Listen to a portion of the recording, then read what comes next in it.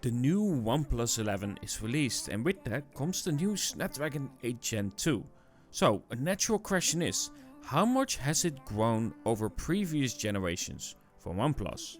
So today's contenders are the OnePlus 11 that comes with the Snapdragon 888, the OnePlus 10 that comes with the Snapdragon 8 Gen 1, the OnePlus 10T that comes with of course the Snapdragon 8 Plus Gen 1, and then the OnePlus 11 that comes with the new Snapdragon 8 Gen 2. Now as always, these are just tests to see how they hold up, but never take that fully into account for a performance of a device. Different situations can give different results. And yes, if you are wondering, they're all set to the high performance mode. But nonetheless, it is interesting to see how the general performance is now and of course how they manage heat. And of course I will try to see how long they will last watching video as well for a battery test. So let's start the test and see how they all perform with possibly a surprising result. At the start, let's look at their current temperature. Of course, after charging them all up, I let them sit about 5 minutes to remove some of the heat that they got during charging. The OnePlus 11 has a base temperature of 24 Celsius, the OnePlus 10T is at 23.6, the OnePlus 10 Pro is at 22.4 and the OnePlus 9 is at 22.5. So let's start this test and see how they all perform.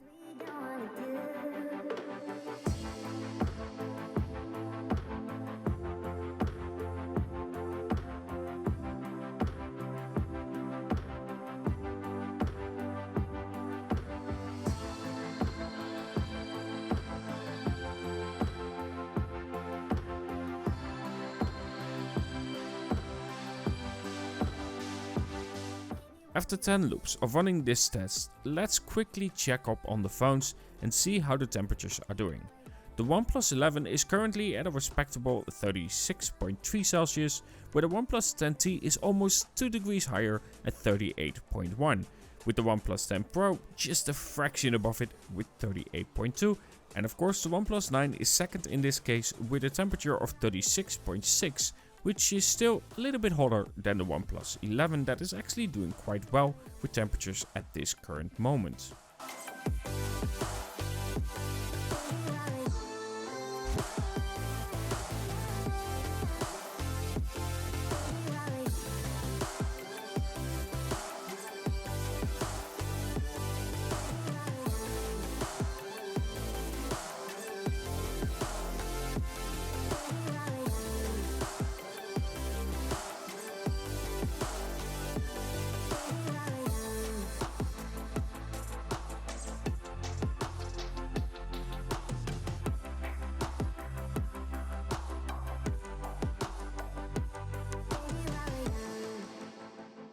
Now the rest of the test I will let it run so we can come back to the results itself, which is interesting. However, as stated, these are just numbers and it doesn't really perfectly reflect how they perform in general day-to-day life. You should count for that. It can be lower, it can be higher, it really depends on the situation itself.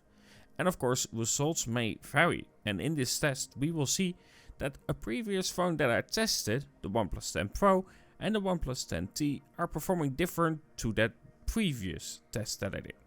Anyway, without any further ado, let's showcase the results that we have on all these four phones. The OnePlus 9 had a low stability of 54.3% with of course that Snapdragon 888 inside, but only 6% of battery drain, which is actually pretty good. Max FPS was 11 and the lowest was 3.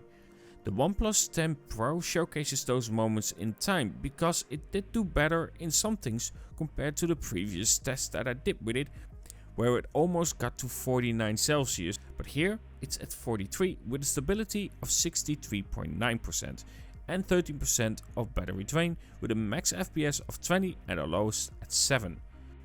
The OnePlus 10T did a decent job and the best in terms of heat, reaching a peak of 39 Celsius, but in turn it had a lower stability, surprisingly, than the OnePlus 10 Pro, with it being at 60.7%. Now the new boy. While the best is a lot higher than any of those others, the stability is poor, with it being at 52.7%. but the heat reaches a pretty good 41 Celsius. It isn't crazy hot, and I think that's respectable. The highest FPS was 27 compared to of course the OnePlus 10T and the OnePlus 10 Pro, but the lowest was 6 FPS.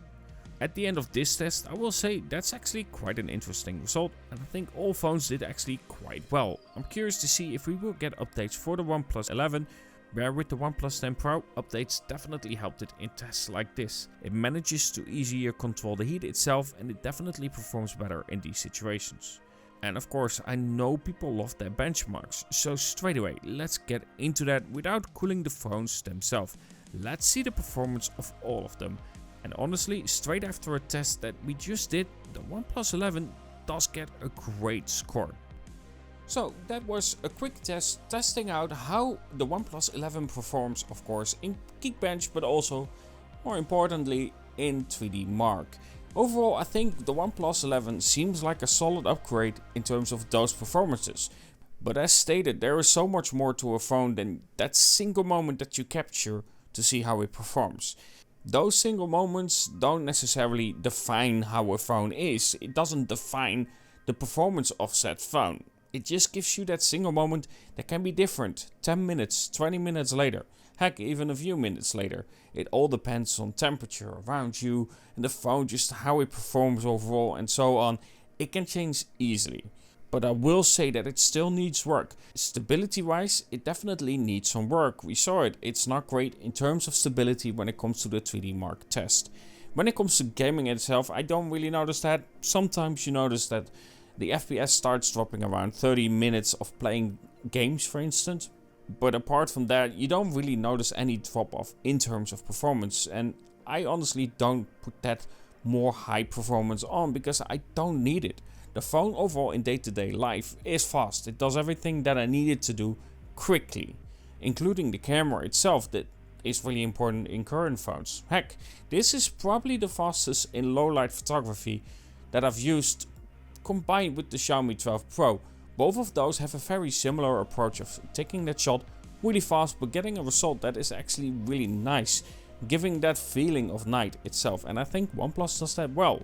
Sure, it still needs work, but overall I think OnePlus has done a good job with the OnePlus 11. Now I'm going to do a full review on the OnePlus 11, but that will follow later. Simply put, there will be a lot of people pushing out content for the OnePlus 11 and reviews of it, but I kind of want to take a little bit more time with the phone itself, and I'm planning a trip to Germany to test out the camera a little bit more, because right now it's a lot of gray and just rain, and it makes testing the camera and dynamic range and just overall the depth of the shots hard to test, because simply put, there isn't much to test it with. The sun isn't there.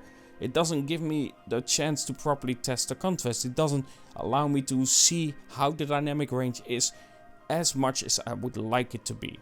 Simply put, I cannot direct it towards the sun because it's just cloudy and rainy. Either way, stay tuned for, of course, the OnePlus 11 review. I will have an unboxing, link in the description, and I will be working on a video where I test out how long the battery lasts with, of course, playing a video on it, seeing how well it does compared, again, to the OnePlus 9, OnePlus 10 Pro, and of course the OnePlus 10T.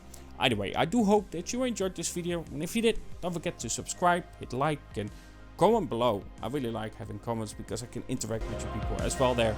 And of course, talk to you guys in the next